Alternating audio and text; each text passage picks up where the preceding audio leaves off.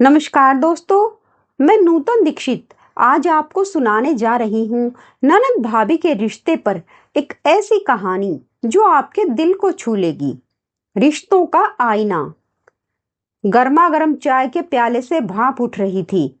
सामने बैठी थी मीनाक्षी, जो शहर के बड़े अस्पताल में डॉक्टर थी। उसके पास बैठी थी मेरी सास कमला देवी, और थोड़ी दूरी पर अखबार के पीछे छिपे छिपे मेरे पति अनिरुद्ध चुपचाप बैठे थे। मीनाक्षी ने मुस्कुराते हुए कहा, भाभी, घर में रहने वाली औरतों के पास आखिर काम ही क्या होता है? दिन भर तो फुर्सत ही फुर्सत होती है। ना आत्मविश्वास, ना कोई सामान्य ज्ञान, बस वही रसोई, झाड़ू, पोछा, बर्तन। मेरी सास ने तुरंत उसकी हाँ में हाँ मिलाई। बिल्कुल सही कह रही है तू। देख तो, तू भी अस्पताल जाती है, घर भी संभालती है, हमेशा टिपटॉप भी रहती है। और देख तेरी भाभी को, दिन भर घर में रहती है, फिर भी थकी थकी सी लगती है। मैं उस वक्त रसोई में रोटी बेल रही थी। चाकू की धार पर जैसे किसी ने नमक रगड़ दिया हो, ऐसा चुभा वो वाक्य। दिल में हल्की सी टीस उठी, क्योंकि यही वो मीनाक्षी थी जिसे मैंने अपनी छोटी बहन समझकर आगे बढ़ाया था। मेरे पास लाइब्रेरियन डिप्लोमा था, सपने थे, नौकरी करने की चाह थी, लेकिन पिता की जिद, फिर अनिरुद्ध का शांत स्वभाव, सबने मिलकर मेरी चाह दबा दी। मैंने तड़के की कलछी दाल में डाल दी। धुएं और मसाले की खुशबू ने आंखों की नमी छुपा ली।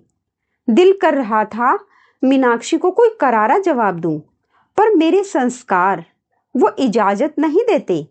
मैं सोच रही थी, अगर आज मैं भी नौकरी कर रही होती तो क्या इसी तरह सजी धजी थाली मुझे मेज पर मिलती?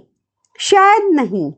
शायद मुझे खुद फ्रिज से बासी खाना निकाल कर खाना पड़ता, सासू माँ को भी वही देना पड़ता। लेकिन क्या फायदा बोलने का? जिसे मैं पढ़ाई में हमेशा उकसाती रही, वही आज मुझे ताना मार रही है। रात को जब सब सो गए, मैं बिस्तर पर लेटी रही। नींद आंखों से कोसों दूर थी। मीनाक्षी के शब्द रह रहकर दिल में चुभ रहे थे। क्या सच में घर में रहने वाली औरतें फालतू होती हैं? शादी के बाद मैंने अनिरुद्ध से बहुत कहा था कि मुझे नौकरी करने दो। लाइब्रेरियन डिप्लोमा भी था, नौकरी मिलना मुश्किल भी नहीं था। लेकिन अनिरुद्ध ने साफ कह दिया, तुम घर पर रहो, मैं कमा लूंगा, तुम्हारी जरूरत घर में है। मैंने चुपचाप खुद को घर के हवाले कर दिया। सास ससुर की देखभाल, बच्चों की परवरिश, सुव्यवस्थित घर, सब कुछ मेरी जिम्मेदारी, और बदले में मिला प्यार और अपनापन। मीनाक्षी तब छोटी थी। मैंने ही उसे पढ़ाई के लिए प्रेरित किया। जब उसके डॉक्टर की नौकरी लगी तो सबसे ज्यादा खुश मैं हुई थी। लेकिन आज वही मीनाक्षी मेरे वजूद पर सवाल उठा गई। अगले दिन फोन की घंटी बजी। हेलो भाभी, आज मेरी कामवाली नहीं आई। अंश को बुखार है। रवि उसे डॉक्टर को दिखाकर आपके पास छोड़ देंगे। रिया को भी स्कूल से वही छोड़ देंगे। आप बच्चों को संभाल लेना, मैं शाम को ले जाऊंगी। मैंने रिसीवर रख दिया। मन में सवाल आया, क्या मैं भी ऐसा कर सकती हूँ? अगर मैं बीमार पड़ जाऊं तो क्या अपनी जिम्मेदारी मीनाक्षी पर डाल सकती हूँ? लेकिन फिर खुद को समझाया और दिन की भागदौड़ में लग गई। अंश को तेज बुखार था। दवाई पीते ही उल्टी कर दी। चादरें गंदी हो गई। पूरे दिन मैं उसके साथ भागती रही। कभी दवा, कभी खाना, कभी चादर बदलना। दोपहर तक घर का सारा काम मेरे सिर पर था। मीनाक्षी के ससुराल का खाना भी मैंने ही भेजा। वहां पहुंचकर देखा, बूढ़े सास ससुर 2 दिन से फ्रिज में रखे बासी चावल खा रहे थे। उनकी आंखों में कृतज्ञता देखकर मेरा दिल भर आया। पूरे 1 हफ्ते तक अंश मेरे पास रहा। मीनाक्षी कॉलेज और कार्यक्रमों में व्यस्त थी। उसके सास ससुर, बच्चे, यहाँ तक कि उसका सारा घर, सब कुछ कहीं ना कहीं मुझ पर ही आकर टिक गया था। मैंने सब कुछ संभाला और मीनाक्षी ने पहली बार मेरी तरफ इज्जत से देखा। वो इज्जत उसकी आंखों में मैंने पहले कभी नहीं देखी थी।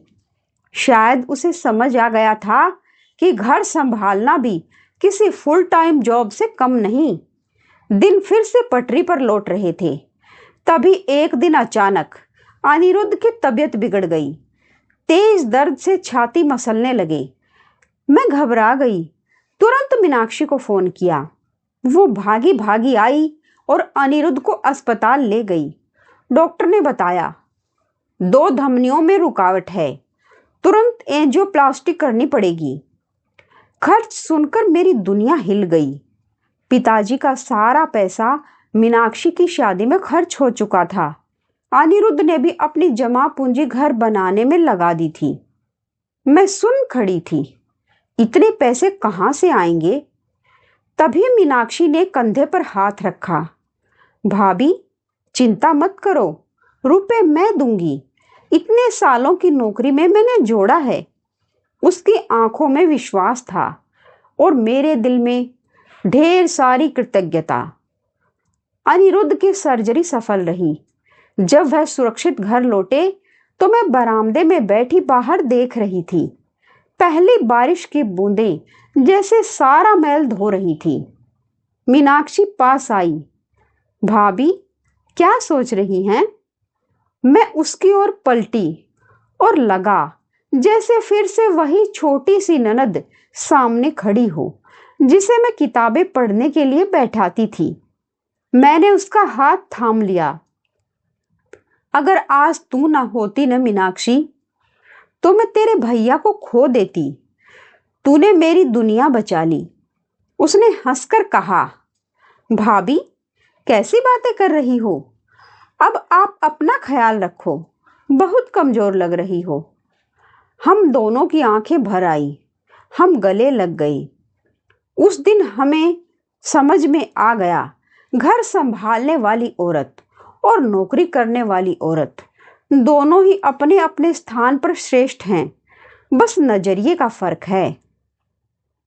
अगर आपको भी लगता है कि औरत अगर ठान ले तो हर मोर्चा संभाल सकती है, तो इस कहानी को ज्यादा से ज्यादा शेयर कीजिए।